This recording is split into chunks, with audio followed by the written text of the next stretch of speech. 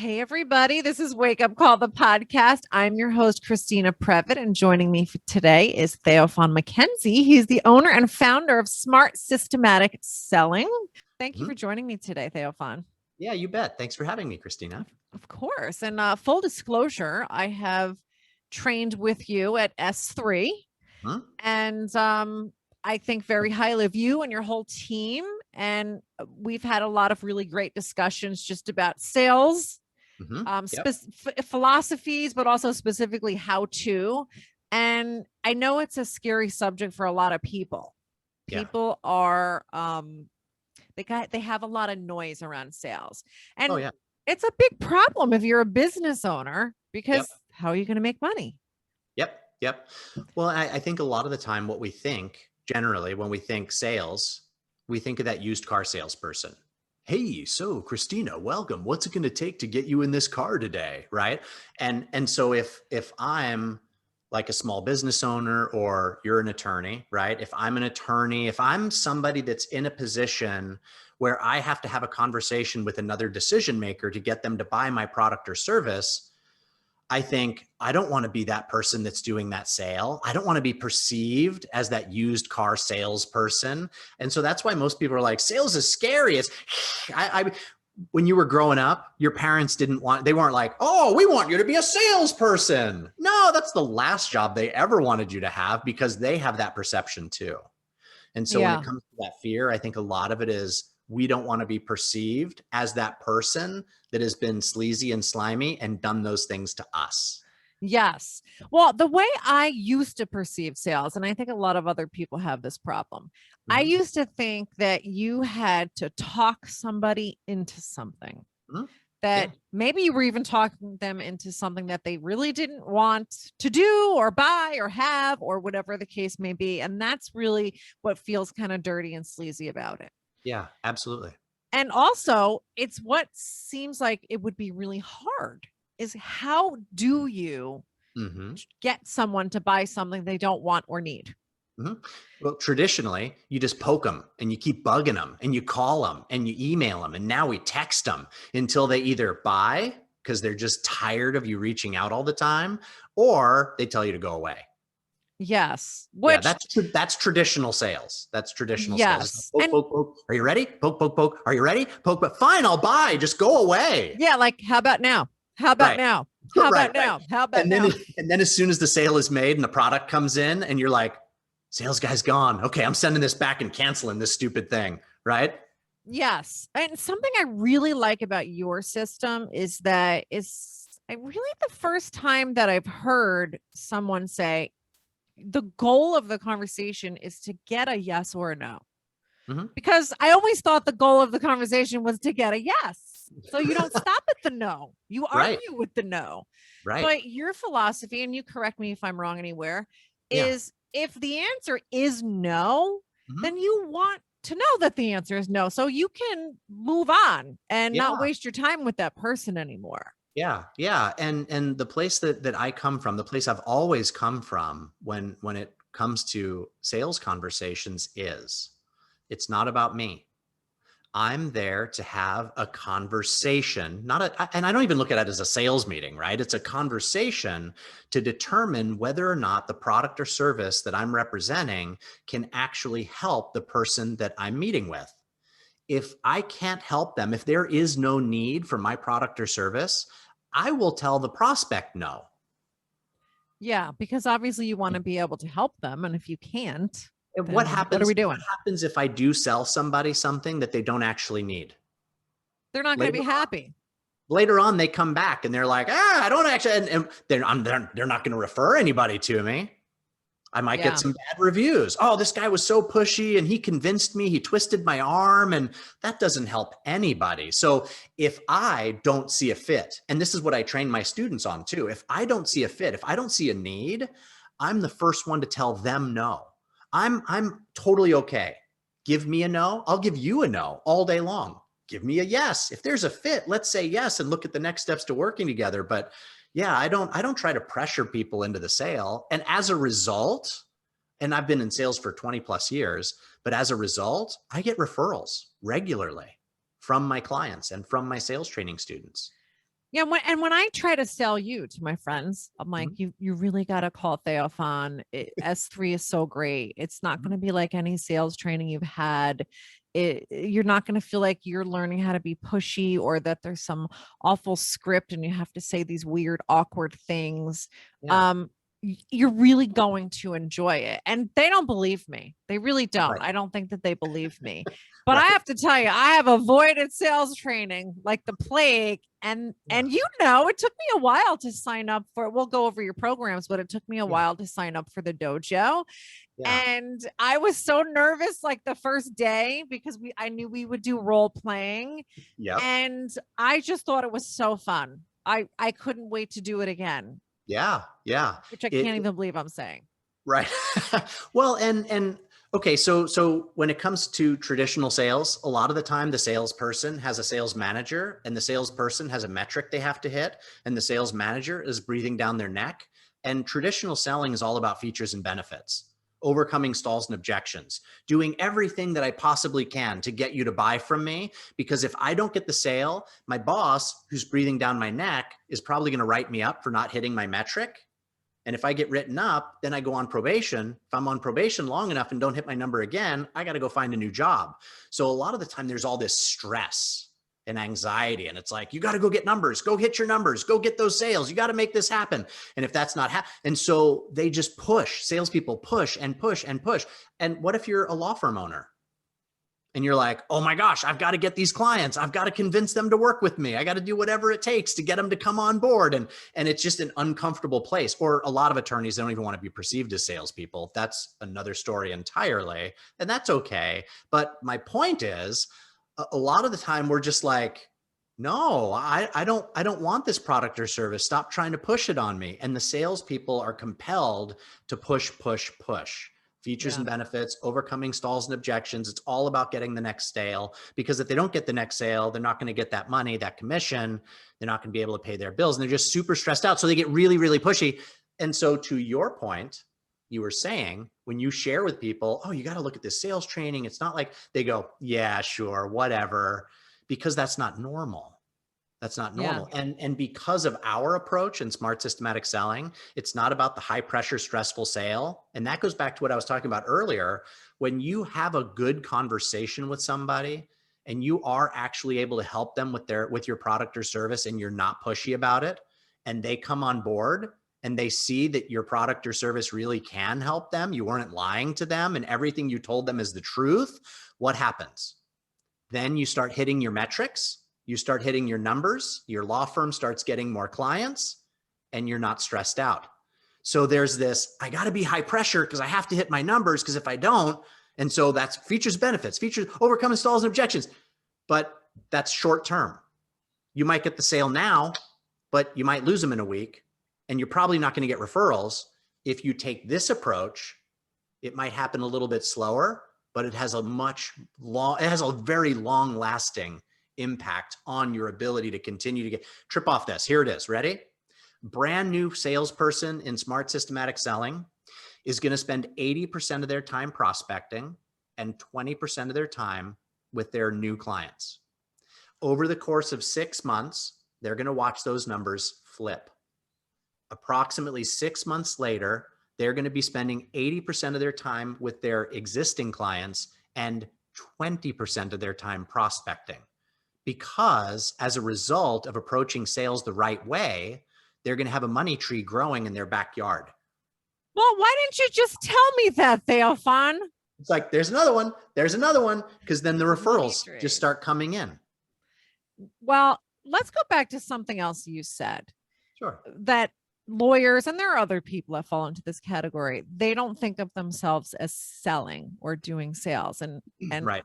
I want to hear you talk about this, but I will say, if you have a business, I don't care what you're selling. Okay. We use the word selling. Please take Right. note. You're Mhm. selling something. Yep. It doesn't Yep. matter what it is. Yep. Yeah. Well, we sell each other all the time. Friends and family, we sell each other all the time. Like, you got to check out the new coffee shop up the road. Oh my gosh, they make the best mocha, Christina. It's incredible. You've got to stop by on your way to work. We do that kind of stuff to each other all the time. So we're selling all the time. Whenever we put ourselves in a position like, oh, I'm a small business owner. I'm an attorney. Attorneys went to law school to learn how to practice law. My uncle is actually a magistrate now, a magistrate in Indiana. He used to be a criminal defense attorney, but now he's a magistrate. And he had shared with me, he said, I went to law school. I had to memorize all these statutes and learn all this case law and all this stuff. And then I went into business for myself, and they don't teach you how to run a business in law school, right? So if you're an attorney and starting your own practice, they don't teach you how to do that in law school. No. They also don't teach you how to sell in law school. But if you're going to be an attorney and go into private practice, you're gonna have to sell. Every time a PNC sits in front of you, you're selling. And if you're using features and benefits to sell them, then you're doing traditional selling, which is really hard. What's a PNC, just for people who don't know? Great question. Potential new client. In sales, in sales terminology, we just say prospects, but we've worked with more than 30 law firms in the last 12 months at S3. And I learned that language recently. PNC stands for potential new client. Yes. Or lead, right? Or That's lead, what some people might call them. Yeah. So what about the people that say, well, I am so good at what I do. I have this wonderful establishment that I don't need to sell in the traditional sense. I just need to sit here and be awesome. Yeah. And if you've got more business than you know what to do with, then that's true. I agree. You don't have to sell. You figured out some magic secret sauce and it's working for you. What do they call that? A unicorn? Yes. Yeah. A unicorn. But if you're not a unicorn, you do need to learn some skills to sell your wonderful services. And it's not about taking advantage of anybody. It's just about learning to have that conversation where you're, seeing if you're a good fit for each other, if you can actually help this person, and then expecting, and this is another thing that people have a problem with, expecting to really be paid for the value of their services. Because I'm sure a lot of people that are doing a little too much for free, or maybe they're not charging enough. Yep. Can you speak to that? Ooh, in which industry? Well, of course, I'm a lawyer, so a lot of my lawyer friends will be listening to this, but I'm thinking of other people. I know people that own gyms. I know people that own nail salons, that are coaches, that are selling ad space for a radio station. So it applies really to all of them. Yeah. Well, I started as a professional coach in private practice about 15 years ago. And at first I didn't charge for my coaching consultations, and everybody and anybody wanted a consultation. Christina, I even had an outside sales guy that I had talked to at a networking event, and I got him to agree to a consultation with me because it's complimentary. If you could imagine, here we are in a private room, door closed. I'm sitting across from him. I've got my notepad. I'm ready to start my consultation. And he busts out his 3-ring binder and starts telling me all about the company he works for. And let me tell you about the history. All of a sudden I was in a sales meeting. And I just got to a point with that kind of stuff, kicking tires and them selling. Okay, that's enough. So then I started charging for my consultations, which is a very uncomfortable place, because I think I'm getting all these complimentary consultations. This is great. If I start charging, I'm not going to get any. That was my thought too. But I thought, I'm going to start with a small amount, $97. Guess what? People were scheduling consultations. Not as many, but they were. And they were like, $97? Okay, no problem. I actually only did that for about a month. And then I went, now I'm going to make it $197. They still scheduled. Those tire kickers went away. Those people that were going to try to sell me, they completely disappeared. I did $197 for about a month. And then I went, how about $297? So, and that's where I've always sat. So for one-on-one coaching, I charge $297 for my consultation, and they still come. And when I tell somebody it's $297 for a 1-hour consultation with me, if they go, oh, well, yeah, I'll get back to you, I go, oh, okay. They can't afford me. Moving on. Or they don't see the value. They don't see the value. Well, yeah, that could be. Or they're tire kicking and they're trying to get free consultations. Yes. And that's the thing. There are people that will come and I'll talk to, oh, 297. Oh yeah, I'll get back to you. And then they go talk to other coaches that are doing complimentary consultations. And that's fine. I don't want them anyway. So whatever business you're running, if it's coaching, if it's a law practice, there are attorneys. And again, I've worked with 30 plus attorneys in the last year. It's 50-50. Some charge for consultations, some don't. I don't judge. I'm like, hey, whatever you're comfortable with. I recommend they start charging, but whatever you're comfortable with. Personally, I think you should probably charge. Personally. Why? Christina, you went to law school. It was cheap, right? Yes, it was very cheap. Very cheap. Right? Right?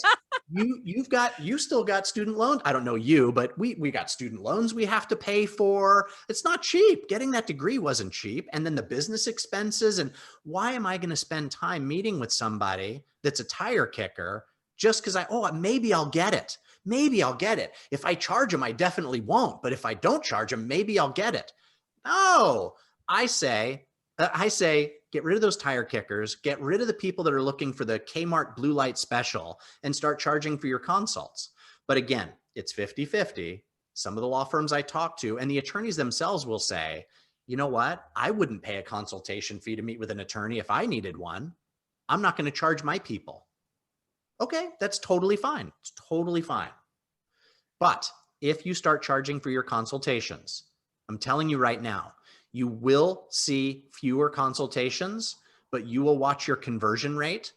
Conversion equals consult to new paying client. You will watch your conversion rate start climbing. You'll have less consultations and you'll get more clients. You get what you pay for. You've heard that, right? Mm-hmm. Yeah. So if I personally am going to call an attorney and I find out this one has a free consultation, me, based on my life and where I am in my world, I'm going to go, oh, okay, that's nice. When I find one that charges for their consult, I'm going to book. Really? Yeah. Well, you're probably not even going to get much out of the consultation anyway, if it's free. No, I would disagree with that because there are attorneys that I've talked to. See, attorneys don't know how to sell. You don't learn how to do that in law school. What do you know how to do? Be a lawyer. Huh? Well, you don't really even learn that in law school. You learn a lot of law. You learn a lot of law and you learn how to apply that law to the situations that people find themselves in their lives. For example, I've worked with several immigration firms over the last year. And one particularly shared with me that in the consult, he realized he has to stop telling them what forms they're going to fill out when they retain him because they'd take notes. Oh, we're going to do form this and that. And they're like, oh, okay, great. And he's telling, it's going to be about this length of time. Or we're going to talk to the this and that. And they're taking notes. Well, so are you ready to start working with me? Oh, well, let me get back to you. I'm going to talk to a couple other people. He just gave them all the information they need to go do it themselves. So they don't have a problem anymore. Right. Well, they might have a problem, but not something they're asking him to help with. Right. When somebody comes to an attorney, it's because they have a need. If somebody meets with a salesperson, it's because they have a need. They're not just curious. I don't know about you, but I'm busy. I'm not going to meet with somebody unless I have a need. So when they come to meet with you, they already have a need. And in today's day and time, with all of this stuff, we do research as buyers before we go meet with a salesperson. So I probably know quite a bit about your company from doing online research. So I already know a lot and I have a need. So when you're in a consultation with a prospective client or a PNC or a lead, or when you're in that consult, they have a need equals pain. They've got some sort of a pain point that they're coming to you for. If you solve that pain in the consultation, once the pain goes away, so does the willingness to pay. Hey, thank you so much. Oh my gosh, this is great. I will be in touch. Yeah, sure. And then 2 weeks later, you're like, where'd that person ever go? That's because you solved their pain. What about the people that would say, and I'm actually thinking of something specific when COVID was really in full force. There were some people that I had said, oh, you could really start selling what this thing you do on the side. Mhm. Because there's a need for it now. People Mhm. can't leave their homes, kids aren't going to school and this and that. And there were two different people in particular, I won't out them on here, Sure. that's their reaction was, oh no, I'm not going to take advantage of people like that. And it was interesting to me that that's where their brain went, that they would Mhm. be taking advantage of people if they actually asked to be paid for their time and their knowledge to help them with whatever their problem was. Yeah, that's more of a mindset thing. Yeah. So you can That's teach them getting people. in their own way. Yes. Yes. Yeah. Self-sabotage. Yep. So you can teach someone the S3 methodology, but how do you also sort of coach them or train them on some of those mindset pieces too? Oh, yes. Yes, yes, and more yes, because we always get in our own way. And a lot of people, like some of the folks you've shared it, were like, oh, you've got to take a look at this. Oh, yeah, sure, whatever. Even when they come into the sales training, they're like, oh, okay, I'm sure I'm going to hear something that's traditional in here, because you're right. We do address the methodology. There's a very clear defined system as to how the conversation should go. It's broken up into pieces, but there is an overlying methodology. And then there's psychology behind the reasons that everything happens the way that it does. So that people, as you're coming through the training, the students see why we do what we do, the rhyme and reason behind it, and it makes sense. And then as a result of the way that we teach the training, a lot of the time, they start to get out of their own way. And you don't see that you're taking advantage of people. And we do open office hours. We could talk about how the program's laid out a little bit Yeah. later, but I just had a student in open office hours, and it still happens, right? And we're still available to the students. Even after you come through the training, we have ongoing practice and open. So anyway, one of our students says, hey, we noticed that this is happening in the sales process. And as a result, I changed this right here. I changed this and it's had a ripple effect. And now it's taking this much of my time and that and this. And I was like, okay, hold on. Tell me a little bit more about the scenario. I'm not going to out anybody either. Tell me a little bit about the scenario. What's going on? And she shared with me. And then I asked her, I said, how often has this happened in the last 6 months? This thing that caused you to make this change? And she said, well, one time. And I said, okay, so because of something that happened one time in the last 6 months, you've made huge changes to your sales process. Is that right? Uh-huh. And I said, I don't take this the wrong way, but are you maybe making a mountain out of a molehill? Are you getting in your own way?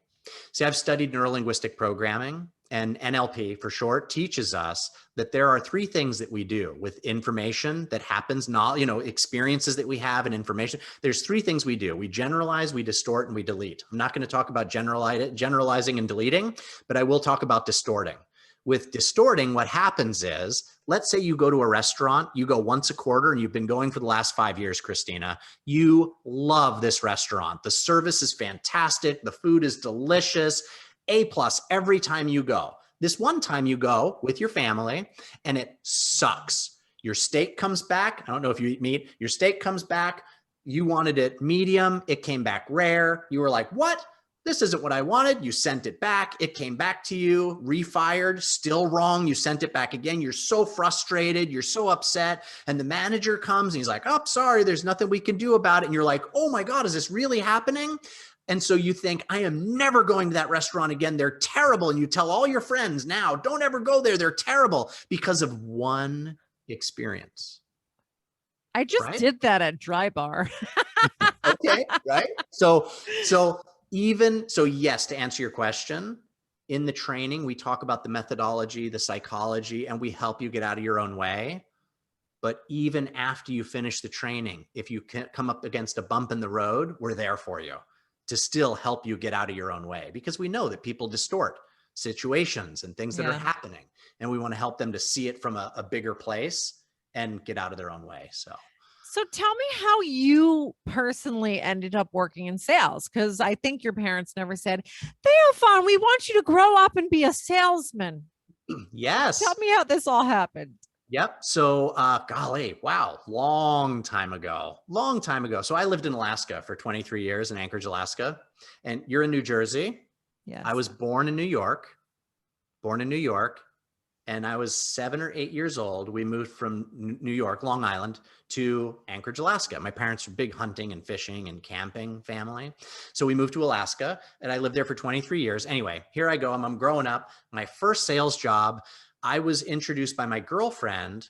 Her best friend's mom owned a collection agency called Check Right of Alaska. And in high school, people were always like, oh, you should be a salesperson. You're so personable. And so my girlfriend was like, hey, you should talk to my best friend's mom, see if she'll hire you. And I was like, okay, cool. So I went and talked to her mom. It was a small collection agency, and they collected bounce checks primarily back when we still wrote checks. Yeah. It was called Check Right of Alaska. I don't even think they're around anymore. So I talked to her mom. It was her mom and her daughter ran the front desk where they took payments. And then she had like 3 collectors, really small collection agency. Her mom loved me. She's like, you're hired. In fact, you're the only one. Why don't we make you the sales manager? I was like, cool. Here I am. Very first sales job ever. And I'm the sales manager, right? I didn't know what I was doing. Had no idea.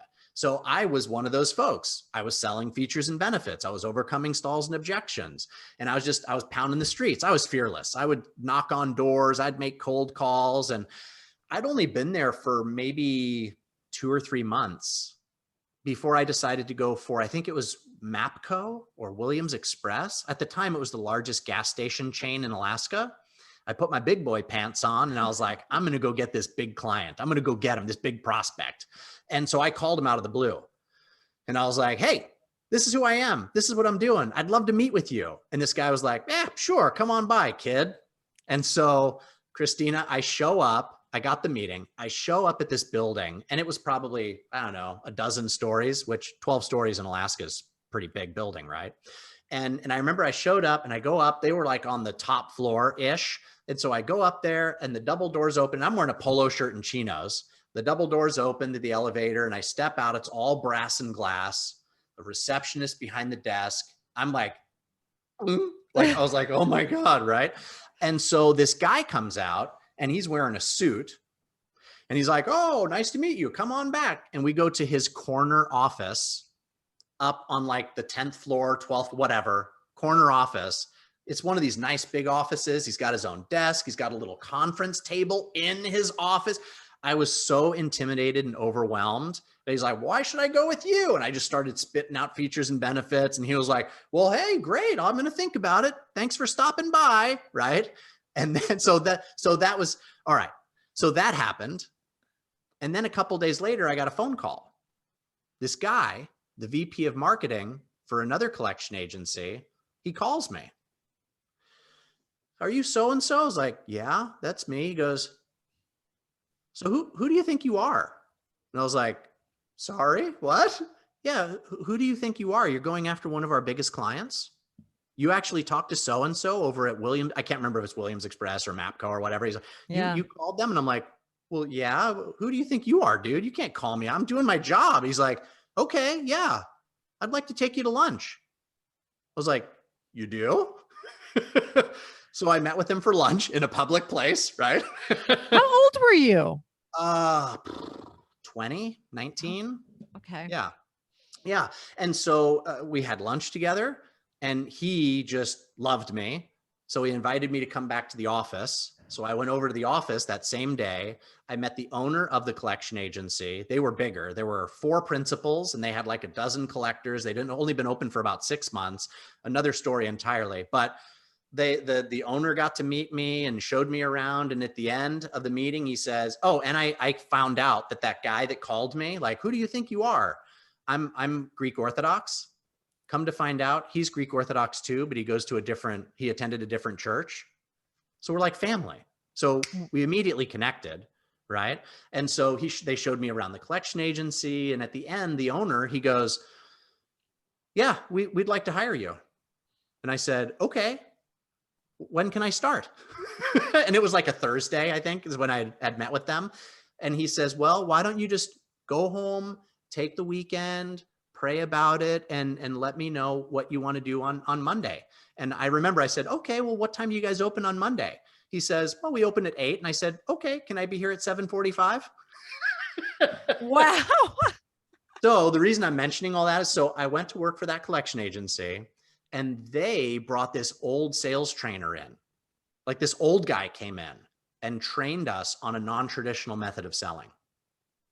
And so I was really fortunate to learn back then a conversational approach to selling. And that's what I've always done over the years. It's been 20 plus years at this point.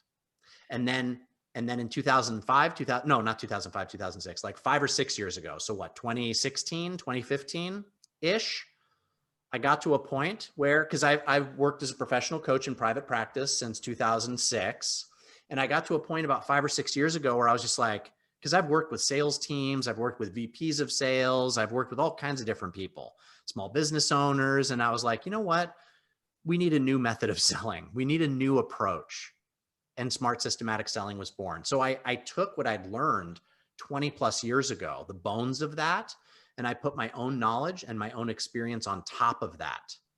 And that's how S3 came to be. I think that's awesome. I love that story. You didn't have any fear, it sounds like. You're No. pretty ballsy, because it was a big accomplishment just to get into that guy's corner office. Yeah. But that changed everything for me. It really did. Was your girlfriend's mom upset that you had to quit? Yeah, because I wasn't there for very long. It was only a couple months. And I didn't give her much notice. I was young. I was dumb. You know what I mean? I found something that was obviously, clearly the bigger and better competitor. And I was like, oh no, I'm not staying. After you've seen the promised land, how can you go back into the desert, right? I was just like, I can't go back there now. I cannot ethically go sell that anymore because these guys clearly have it together. But isn't that interesting how that one little experience that kind of probably didn't seem that important at the time really led you to something so much bigger that you ended up doing the rest of your life? Yeah, I was going for a big sale for this little collection agency. I was like, I'm going to bring them I'm going to get them a whale. I'm going to get them some serious business. Yeah, that's it did. funny. It changed everything. So, and also like this cold calling that you were doing and knocking on doors, a lot of people they just don't have the balls to do that. Yeah, I'm one of them. It's brutal. It's brutal. And I'll tell you, I am not comfortable with it. It's not easy. You have, oh gosh, there's a huge, there's a reason that we say that the phone weighs 80 pounds.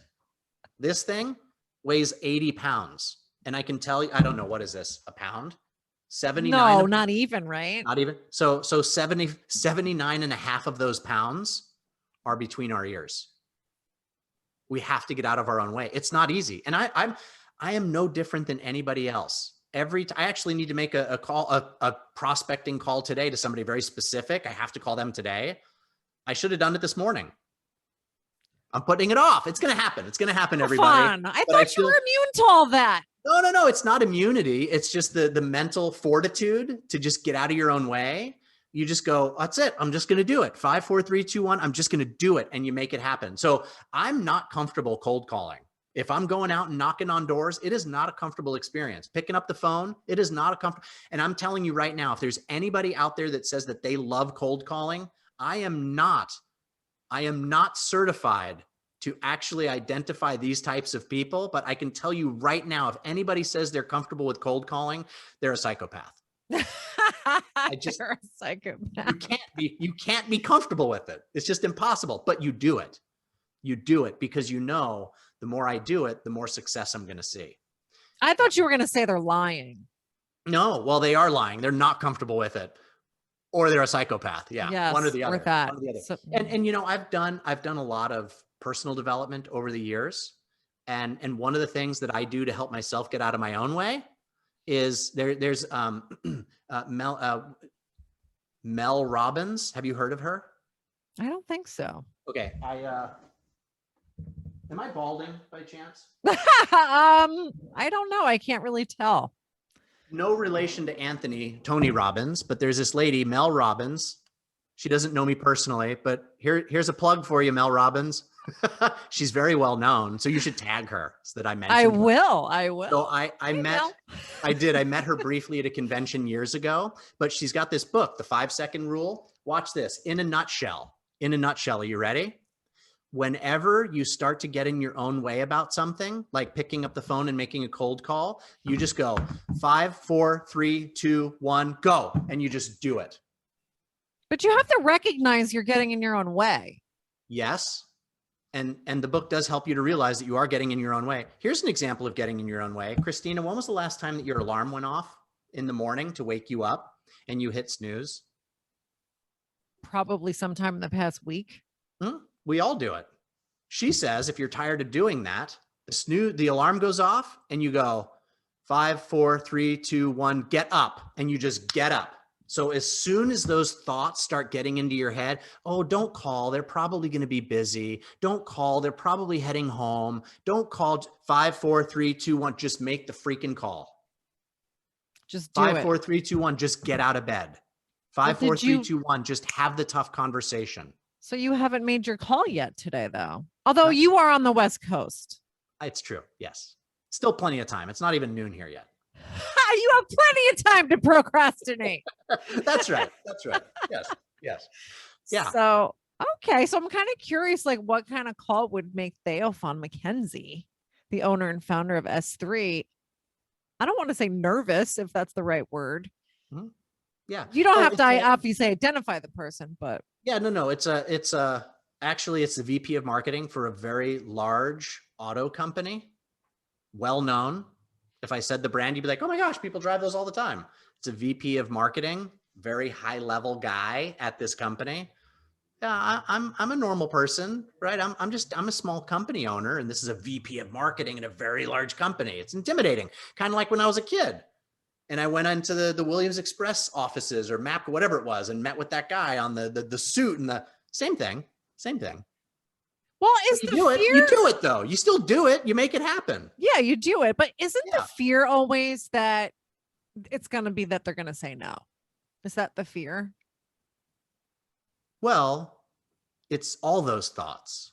Oh, he probably doesn't want to hear from me. Oh, we're still in the pandemic. They still probably don't have a budget. Oh, well, this and oh, that and all the things. Just 5, 4, 3, 2, 1. Just make the call. Mm-hmm. Yeah. Okay. Mm-hmm. So tell me about your career in sales then. So you were lucky that you learned this non-traditional approach really early before you had really developed a lot of bad habits. Yep. That people develop over time. Yep. So you were lucky in that sense. Mm-hmm. How close would you say it is to S3? I think it's unrecognizable. A lot of the concepts and ideas are the same. But it really does go back to what I've been doing in my career that's been successful. So like really leaning into those conversations and I don't think that trainer had learned neurolinguistic programming and what the positive psychology. And I've studied a lot of different modalities and stuff. And so you'll see some of those in the sale. If you're trained in those, you'll see them in the sales training here and there. For example, we talk about building and maintaining rapport. And in building and maintaining rapport, we learn about something called primary representation systems. That's not mine. That comes from neurolinguistics. That comes straight from NLP. So it doesn't look very much like what I learned way back when as a system. Some of the concepts and ideas are the same, but it's very different. So what are some of the, more common challenges you see with people when you're teaching them sales? Mainly what we've been hitting on quite a bit is getting out of their own way. Yeah. I mean, first of all, if you are meeting with a decision maker to get them to purchase your product or service, you're in sales. I don't care what your title is, you're in sales. I talked to a lady at a networking event pre-pandemic, and it was really funny. She goes, oh yeah, I'm in business development at ABC company. I was like, oh, you're in sales. She goes, no, I'm in business development. And I mean, it was clear, like she had some block around being in sales. Like, how dare you say I'm in sales? Seriously. And then it got really awkward and uncomfortable. And no, I'm in business development. And then she like looked away from me and I was like, oh snap. That's common, right? Some of the biggest challenges, I would say, well, getting out of your own way. And that's an example, but I would say like talking about money is a big challenge for people in sales. talking is a big problem for people. And think about this. Talking? No, seriously. Here's check this out. Think about this. If your prospect is listening, you're not selling. That's a good point, because a lot of people think that they should be doing all the talking because that they're selling. If they're selling is talking. Yeah. So talk about that more, because I think that's a hard one for people that haven't really had sales training. Yeah. Well, and that's because most of us come from this traditional place. Like, hey, let me tell you all about my product. Let me tell you about this widget. I mean, it's amazing. And oh, Christina, you probably don't have a widget like this. I mean, you might have a widget, but not like this one. Let me tell you all about this one. And what people do is they tend to try to throw everything at the wall to see what sticks. And so salespeople tend to do a lot of this. They suffer from alligator syndrome. They have a really big mouth and 2 little ears, but they don't know a different way. And so what I just said, if your prospect is listening, you're not selling, that's because you're suffering from alligator syndrome. And you think you're selling, but you're not. You're making it all about yourself and all about how your product or service works and what it could potentially. No, I'm talking about what it could do for them. Yeah, but you're talking about yourself and your product or service. Yeah. But you don't even know what they need. Yeah. Yeah. Can you talk about that a little more? I mean, I'm not asking you to do the whole S3 right now, but give us a little taste of that. Cause I think that's foreign to a lot of people is what do you mean I should be listening to them? What am I listening for? You really have to become a conversational master. And Christina, you're doing a great job because you're listening to what I'm saying and then finding a new direction to go based on what I'm sharing with you during our podcast, our conversation. But it's very similar to that. And a lot of people don't know how to do that. In sales meetings, what most salespeople do is they present their product or service because that's what they've been trained to do. It's like present on the front end. Here it is. This is what we do. Anything getting you excited? Right? We take a different approach. Everything you think you're supposed to do, you don't do in S3. Have you ever seen Seinfeld? Yeah. You remember the episode with George Costanza where he decided that he was going to do the opposite of what he was thinking he should do? Yes. And all of a sudden he saw brilliant success. And then at the end of the episode, he started going back to his old ways and everything just started falling apart. That's S3. Do the opposite of what you think you're supposed to do. So in a sales meeting, instead of doing this, shut up. It's not about you. It really is not about you. Salespeople, if you're listening to this or watching, it's not about you. Nobody cares about you. It's your responsibility to find out what the prospect needs. And I don't mean talk to your marketing department to identify what your ideal clients typically need from a 30,000 foot view. Our ideal clients have these 2 pain points. So when you meet with them, these are the things we're going to talk about in the sales meeting. That's not what I mean. Salespeople today, modern salespeople, think they're armed with that data and information so they can go into a sales meeting and tell their ideal clients exactly what they need. They're missing the mark because that is not what they need. You don't tell them what they need. You have to shut up, make the conversation about the prospect, let them talk, let them share. They'll tell you what they need. You just have to give them that opportunity. Yeah. And then as we're in that conversation, we ask them curious questions and we practice active listening to draw out of them what it is that they need. So salespeople today, in order to be successful, must become masters of conversation. They've got to be able to listen and ask curious questions based on what they're hearing to navigate that conversation and find out what the prospect actually needs. If there is no need that matches with what you're selling, there is no client, and you have a responsibility to tell them no. But if you shut up and listen, and as a result, start to hear that you can help them, guess what? Now you have a new client. Even before they say yes, you have a new client. Yeah. See, that's a really big distinction between what I talked about when we first started talking in this interview is I'm just going to sell this, whatever this widget is or this service. I'm just going to sell it. As long as they buy it, then, Yeah. I'm done. I did my job. Yeah. And if I talk to enough people, I'll get enough yeses and I'll be able to get that commission. Yeah. Yeah. And, there was something else. Can you talk about the difference sometimes when you're talking to someone, like, let's say you're looking for leads or prospecting, as you call it. Yep. You're not necessarily trying to sell them right then and there, right? Like, this is something James on your team had talked to me about, and I was like, oh, so can you tell me about that? Yeah. Again, so and you were like, wait, what?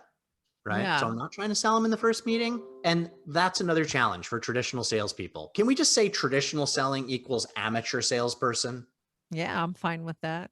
Right. So what do amateur salespeople do? If they get in front of anybody at any time that's a living, breathing potential prospect in the first meeting, boy, they're swinging for the fences. They're trying to get that home run right now. That's a big mistake. Big mistake. I remember years ago, you'll probably hear that sentence a lot if you talk to me. I remember years ago, I went to a networking event. Let's talk about prospecting.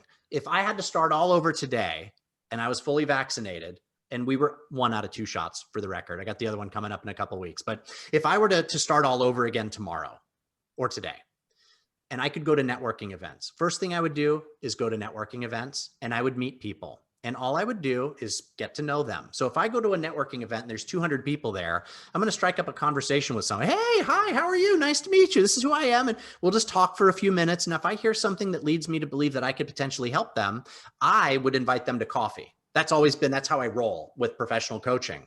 I would invite them to a coffee meeting. In that coffee meeting, I'm just chatting and getting to know them. I'm not trying to sell them. If during the coffee meeting, I hear something that leads me to believe that I could potentially help them with coaching or with my product or service, then I would invite them to a consultation where we do a deep dive to determine whether or not there's a good fit.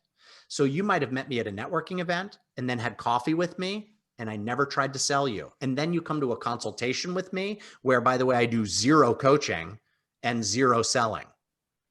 That's my sales meeting. In the sales meeting, I do 0 selling. I take you through the sales conversation and you don't feel like I'm trying to sell you. So check this out. Years ago, networking event, met a guy, life insurance, investments, something like that. Anyway, met him. Yeah, let's get coffee. We meet for coffee like a week later. I show up at the Starbucks. You're welcome, Starbucks. Now you're on Christina's podcast. Send me royalties. I show up at the Starbucks. He was already there. So kudos, point for him because he was there early. When I walked in, I looked over. There he is at a big table. He looked like he just arrived from the airport. He had like 2 bags with him on one of those little rolly things in front of him on the desk. On the table, he had his laptop out. He had a little iPad. He had and I walked in, I was like, oh, I see what's happening. And I went and I got my coffee and hey, nice to meet you. And I sit down and he did a great job for like 10 minutes. He was asking me about me and he was building rapport. And then Christina, he goes, well, hey, let me tell you about my company. And the reason I decided to get involved in this, and he started to tell me about the founder, and he reached over to like grab his binder. And I go, we'll call him Bill. I go, hey, whoa, Bill, hold on. Listen, I want to make sure we're on the same page. I came in here to meet with you just to get to know you. I wasn't planning on trying to sell you anything. And I hope you're not about to try to sell me something, because if that's the case, that would make me really uncomfortable. I visibly watched him deflate. He was like, he did. He goes, oh, well, no, I was here just to get to know you too. I just sure. Right? But that's pretty typical of amateur / traditional salespeople. If they get a prospect in their sights, they have to swing for the fences because they're afraid. They think I've got this one opportunity to sell, and they're all about high pressure. And they know if I don't sell you in this meeting, I'm going to be chasing you. And that's usually what happens. The chase is on. Poke, poke. Are you ready? Poke. You want to buy now? Poke. Right? So when it comes to prospecting, the first meeting with somebody does not necessarily need to be a sales meeting. And if it is a sales meeting, don't suffer from alligator syndrome. Don't do features and benefits selling. We're tired of it. I'm a buyer. You're a buyer. I'm tired of it. Don't try traditional selling on me. Here's another real quick. Mm-hmm. Zoom. I love Zoom. We're on Zoom right now. Way back when I was first getting on Zoom, I was like, what is this whole Zoom thing? And I had a couple of people that were working with me at my company. And I connected with the account guy and I said, hey, we're really interested, but we want to meet with you. We've got some questions. And oh, okay, no problem. So we hop on Zoom with the Zoom guy. It's me and my team. And there we are. Hey, thanks for joining me, he says, everybody. And so let me go ahead and explain to you what Zoom's all about. And he throws a slideshow up there, his deck. And I was polite. I let him go for about 5 or 6 minutes. And then Matt's his name. If I have about 5, 6 minutes, and finally I go, Matt, hold on. Let me stop you. Look, man, we don't care about your company's history. We don't care about your slide deck. I mean, I apologize, but we really don't care. I know that you were trained to do this a certain way. We have no interest in hearing anything about that. We actually have very specific questions we'd like to ask. And if you answer them, we're going to sign on. But we don't care about any of that. Oh, yeah, I'm sorry. Yeah, what's up? What are your questions? I'd be like, oh, thank God I don't have to go through that. Right? I'm tired of doing this stupid presentation. They made me memorize it, right? Yeah, so when you have a first contact with a prospective client, depending on your product or service, it doesn't need to be a sales meeting. And if it is a sales meeting, please don't sell features and benefits. Please don't overcome stalls and objections, because as buyers, we're tired of it. When I worked for that collection agency, the second one that hired me, and I went through the little sales training guy, the old guy that came in. Yeah. When I would call doctor's offices, I'd get an office manager on the phone, cold calling, right? Bring, she answers, and hi, is this so-and-so? And oh yeah, you're the office man. Oh great, I'd love to come by and chat with you sometime. And oh, can you send me some information? Right, we'd have this conversation, this going back and forth. And eventually, a lot of the time I'd get them to agree to meet with me. Cold calling's tough. I don't care who you are. And then when I would go to that meeting, there was no coffee meeting. There was no getting to know them. I was going straight in to do a sales meeting. But because of the way that I learned to sell, they don't feel like I'm selling them. It feels to them like I'm genuinely there to learn about them and their business to determine whether or not we can help them. There is never a, hey, so are you ready to sign on the dotted line? That doesn't happen. It never happens. You're really good at that though, by the way. I know that. Hey, I should do voiceover. Hey, so You come on in should. today. And there was an engineer, a transportation engineer a few years ago. He came to me for sales training and one-on-one coaching. And I sat down with him. We did the consultation. When we were done, we were leaving the room. This is when I had an office at a WeWork. Props to WeWork. There you go, guys. Send me royalties. So we met at WeWork. And after the meeting, we came out of the conference room. This guy's name is Mike. And I said, hey, Mike, I'm looking forward to seeing you next week. I got a question. Did you feel like I just sold you? And he goes, no, we just did a consultation. And I said, okay, because you're going to come into my sales training and I'm going to teach you how to do what I just did with you in there. And he goes, what? What did you do? And he just sat there like, what did you do? How did you do that? He didn't feel like I was selling him. Prospects should never feel like you're selling them. If they feel like you're selling them, you're an amateur salesperson. And for those that are listening to this and you want to learn how to sell, but you don't want to be perceived as that, hey, so come on in. What's it going to take to get you to drive off the lot today? If you don't want to come across that way, you can learn how to do it in a non-traditional, non-salesy way. Yes. Can we talk about what you said though about overcoming objections? Because that's something that if you just go on Facebook, you will see so many sales coaches or trainers that will have little seminars about overcoming objections. It's like a big thing, right? Yeah. But you say you really just want to know if the person is at a yes or a no, not a maybe. Like, let's figure out if we're a good fit or not. Yeah. But and that's an end result. Yes. Normally during the sales conversation, there's usually some sort of an objection or a stall. That happens because you're trying to sell them. Okay. Yeah. Let's talk about that. I'm Sure. so overcome objections. When you say that, what I think about, and tell me if I'm just in the wrong part of the conversation, but what I'm thinking is I get to the end and they say no. Mhm. And then I'm trying to talk them out of the no. Yeah, or they say, "Oh, well, this sounds really good, but it's just a lot more than I thought it was going to be." That's another mistake traditional amateur salespeople make is they wait to talk about money until the very end. So if somewhere along the line during the sales conversation you blew it, if they felt like you were trying to sell them and they got uncomfortable and they thought you were being aggressive and sneaky and manipulative like everybody else, if at some point in the sales conversation they felt that way, at the end of the, and if they feel like you weren't listening to them, like you were telling them what they should do, how your solution is going to help them, but they're not on the same page because you're not letting them talk. When you get to the end, they're going to say something like, "Oh, well, this is just more than I thought it was going to be. Maybe reach out to me in another month. I might be in a better position." Or they might say, "Well, I got to talk to my business partner, or I got to talk to my spouse, or I'll talk to them and I'll get back to you next week." And then so salespeople are trained on how to overcome those objections or overcome those stalls. Yeah. "Oh, well, it is kind of expensive, but if you were to stop smoking, you'd be saving how much? And then you can afford our product or service." Or, I mean, it's just, they're trained on how to overcome those stalls and objections. And those things happen as a result of the salesperson doing a poor job during the sales meeting. The only person that can overcome stalls and objections is the prospect, not the salesperson. So you're really kind of laying the foundation to even prevent those. Yeah. Prophylactic, if you will. Yeah. Yes. Yeah. Yes. In smart systematic selling, we don't get objections. We don't get stalls because of the way the conversation flows.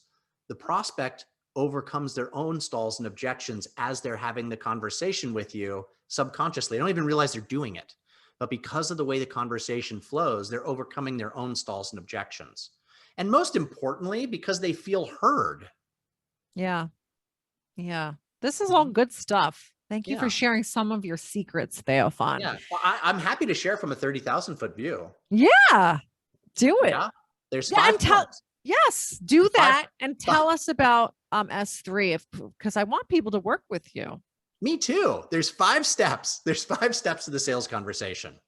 First thing we do in a sales meeting. So imagine you're in front of your prospect, your lead, your PNC, the person that could potentially buy from you. You're sitting in front of them. The first thing you want to do in your meeting is you want to set an agenda for your meeting. You want to let them know exactly what it is that you're there to do. I mean, I was in Toastmasters for years, toastmasters.org, if you're not sure what it is, public speaking. And they have an agenda for every Toastmasters meeting. They're in and out in an hour. Business meetings have agendas. So why not have an agenda for our sales meeting? So we set an oral agenda for our meeting with the prospect so that everybody's on the same page. We all know what we're there to do. And I've set the agenda and I've had prospects say, "Oh, I like that." Or like when I'm meeting with salespeople, they go, "Oh, could I use that?" I'm like, "Yeah, of course you can. You should always set an agenda for your meetings." So the first thing we do out of the gate is we set an oral agenda for our meeting. So everybody's on the same page. We all know what we're there to do. And we understand the desired outcome. We're either going to say no or yes, right? The next thing we do is what we call a needs assessment. In the needs assessment step, that's where we are asking curious questions and practicing active listening to determine whether or not we can actually help the prospect. And this is the hardest part for traditional salespeople because you're barely talking. You're asking a question based on what they just shared with you, and they're talking more. So they're getting it out. They're letting you know what's going on, what they need, and you're listening very, very well. After we identify their needs in the needs assessment step, if we have a good fit, if we think we can fix that. We can solve that. We've got a product for that, right? If that is happening, if there's a good qualifier, we have a need. The next thing we do, we talk about money. We don't wait till the end. We talk about money right after we do our needs assessment step because we want to make sure that they can afford our product or service. We're not afraid. We get it out. Let's have that conversation, that negotiation. If you find out they have the money for your product or service, that's qualified. Now you make sure you're in front of all the right people. So we call this the decision maker step. It's just a quick question. I just want to know, is there anybody else that would be involved in this decision if you decided to work with us? quick qualifier. If that's the case, then the last thing we do is our presentation step. Most amateur / traditional, no offense everybody, but kind of trying to be offensive to get your attention. Most traditional salespeople, they do the presentation step at the beginning and they do the money step at the end. That's backwards. The money step should be right in the middle. Once you realize that they have a need for your product or service, let's talk about money and make sure you can afford to buy said product or service. So agenda, needs assessment, money decision makers. Then the last thing that we do is our presentation. We lay out for them what it's going to look like if they decide to work with us. And I'll tell you right now that once we cross the threshold from the decision maker step into the presentation step, there's no reason for them to say no because they're a fully qualified prospect. So now it makes sense for us to explain to them, this is how we do what we do and what it's going to look like when you work with us. And if they cross the threshold into the presentation step, there's a 95, yeah, about a 96% chance that you've got a yes. So if you don't get the yes, you likely did something wrong previously in the conversation.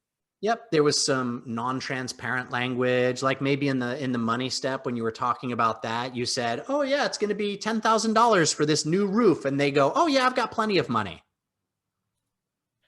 That's vague. They didn't just say they had $10,000. They said, "Oh, I've got plenty of money." I don't know what plenty means.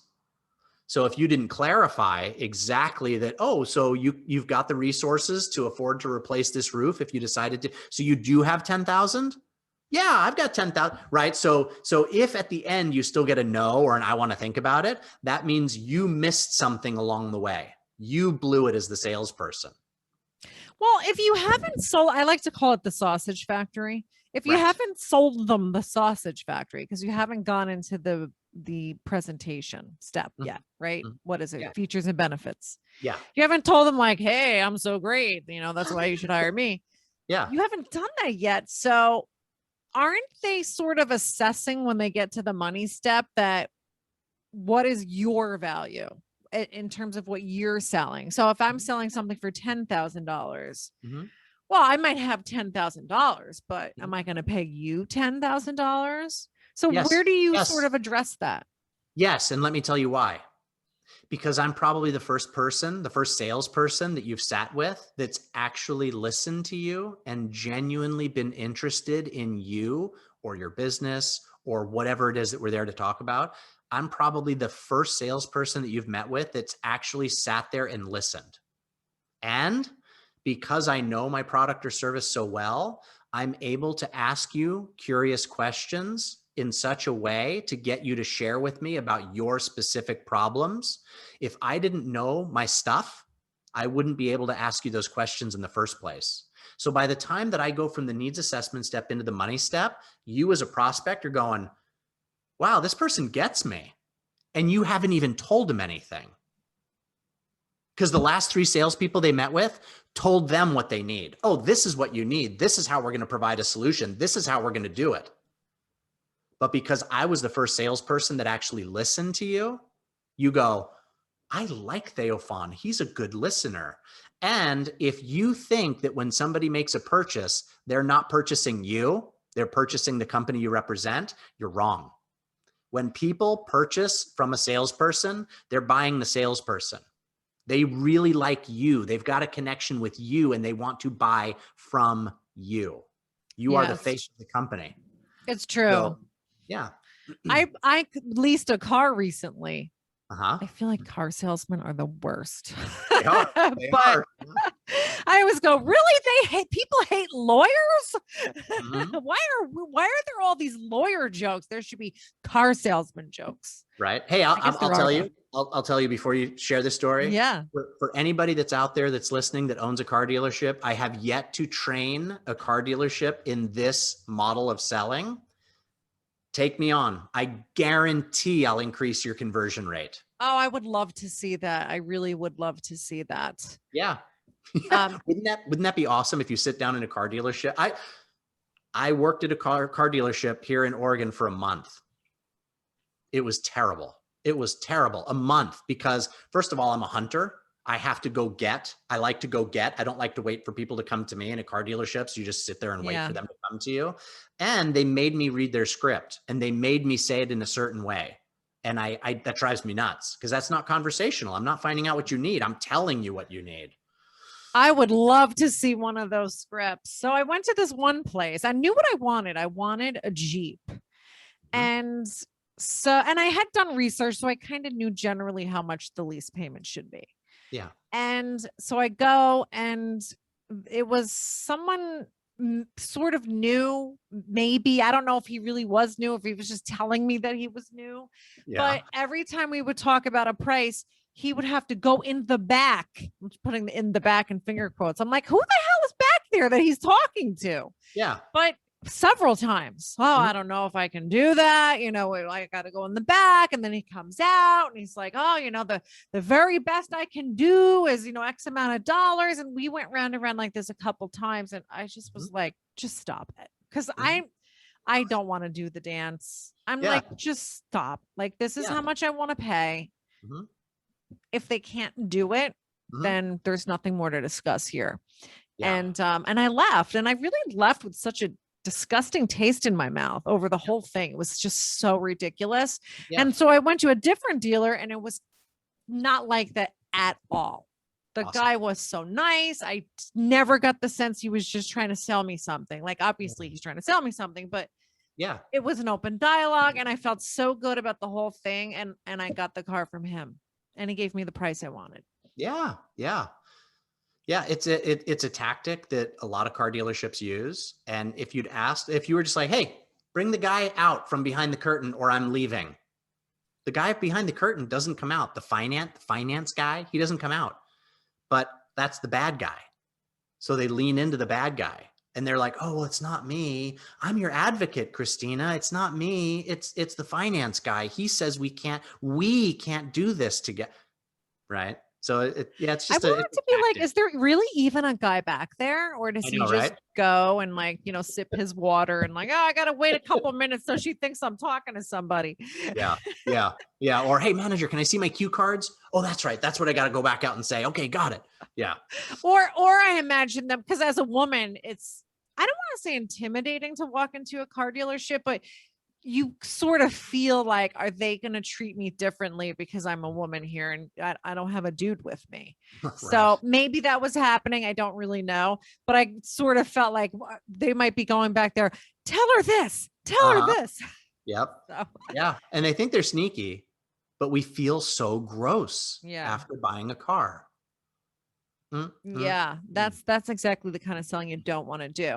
So tell us about S3 and the program and how people can look you up if they're interested in learning more. Yeah, absolutely. Well, www.s3.training, which is morphing as we speak. We're working on updating the website, if you will, but that's where you go to find out a little bit more about us. And there's a couple of different ways to go. So we've got the Smart Systematic Selling Bootcamp, and that can be consumed in a couple of different ways. There's the bootcamp video training, which is on our website, on our training platform, that you could go to and enroll in right now. Or there's the live training that we do. And in order to determine whether or not live training would be a better fit for you, you would meet with either Jennifer or James. They're two of our sales folks at Smart Systematic Selling. And they would sit down with you and do said deep dive, right? So there's the boot camp, the training that you would go through either video or live. And then once you've gone through the boot camp, you've got the basic training, hence boot camp. We recognize that that's not enough. I mean, how many times have we read a book or gone to a seminar or a workshop and we've learned something? We're like, oh, I'm going to apply this right away. And then we go back and we apply it. And then later something doesn't work and we get a little frustrated and we forgot what we learned. And inevitably we go back to what we used to do. Yes. Right? You can't teach a teenager. I'm actually taking my daughter. My youngest daughter is learning how to drive. She's 16. So she's learning, and I'm taking her out a couple times a week. She's getting some driving practice. I know she can't learn how to drive a car by reading the driver's manual. That would be like saying, okay, sweetie, read the driver's manual. Then we're going to go take you to the DMV and you can go with an instructor and they'll take you and do your test. That doesn't work, right? You can't teach a kid how to drive a car by reading the driver's manual. You can't learn something in a good way by watching going to a workshop or reading a book and then trying to apply it. It's just not going to work. You've got to have ongoing reinforcement. So when people finish our boot camp, whether it's video or live, finish the boot camp, they come into something called the Smart Systematic Selling Dojo. The dojo is where students can get that ongoing reinforcement. They get to practice with like-minded students that have been through the exact training as them, and they get to role play. You were sharing earlier that you're the first time you came into role play in the dojo. So they get to role play with other students. The dojos are an hour long. In that 1 hour dojo, what we typically do is we welcome the students. Hey, good to see you. We go over housekeeping. We ask the students who has a win to share in relation to using S3 personally or professionally. Side note, a lot of the stuff you learn in the sales training, you can use in your personal life, because it really is enhancing your ability to communicate with other human beings. So we ask who has a win to share in relation to using S3 personally or professionally. And then our trainer will go and do an overview of one of the steps or techniques that you learned in the sales training. And then he'll demonstrate it. And then the trainer will break the students up into the breakout rooms in Zoom so they can practice, role play with each other. And he will hop around and listen in as you're practicing, maybe give you some feedback, maybe just listen in. It just depends. But that's what happens in a 1 hour dojo. And our goal is to have at least 30 to 40 minutes of role playing in each dojo. And we call it a dojo because a couple of reasons. First of all, because I've got a background for 20 plus years in martial arts, on and off different styles and stuff. And so in a martial arts dojo, that's what happens. You come in, you got your white belt, the instructor shows you a technique, pairs you up with another student, and you get to practice. We do something similar in the dojo, and we have a belt system. So when you finish the boot camp, you come into the dojo as an S3 white belt. And then with time and practice, you can test for yellow, orange, green, blue, purple, brown, and black. Because we know that as you work towards mastery and you take your belt tests, you start to feel better and better. The conversations become easier and easier. You become more comfortable with selling in general. And we also know that salespeople love recognition and achievement. So we have a belt system. Right? So when you come into the dojo, you start as a white belt, and with time and practice, you can test for different belts. Also, as you test and pass different belts, it unlocks additional trainings. So for white belts and above, we have the S3 dojo for beginners, which happens 4 times a week right now. Once you get to yellow belt, it unlocks the S3 dojo mega practice, which happens once a month, where you can take another student through the entire sales conversation with the trainer there to listen in and give feedback.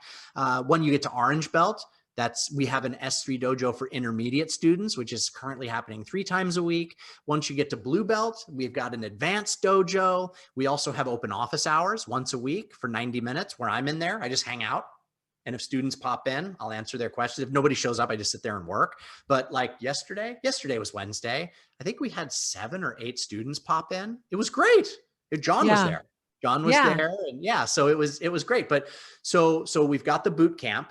Once you finish the boot camp, you come into the dojo to continue practicing what you learned and to work towards mastery. You can't teach a kid how to drive a car by reading the driver's manual. You have to get out there and practice, practice, practice. So we allow and offer that practice, practice, practice with trained instructors, trained by me, instructors. And that way you get it.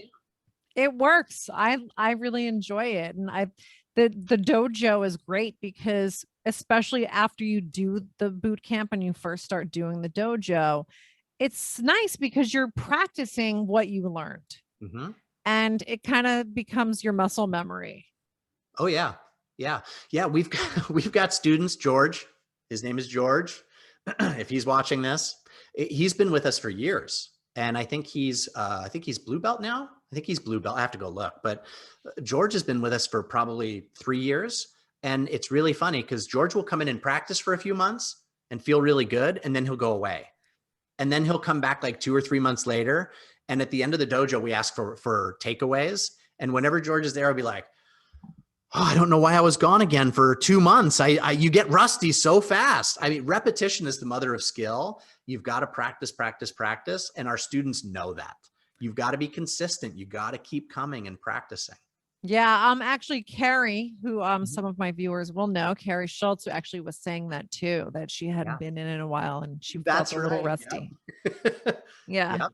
Yeah. Well, I can't say enough good things about S3, and I hope that some of my peeps that I've been trying to talk into it, because I know they need sales help.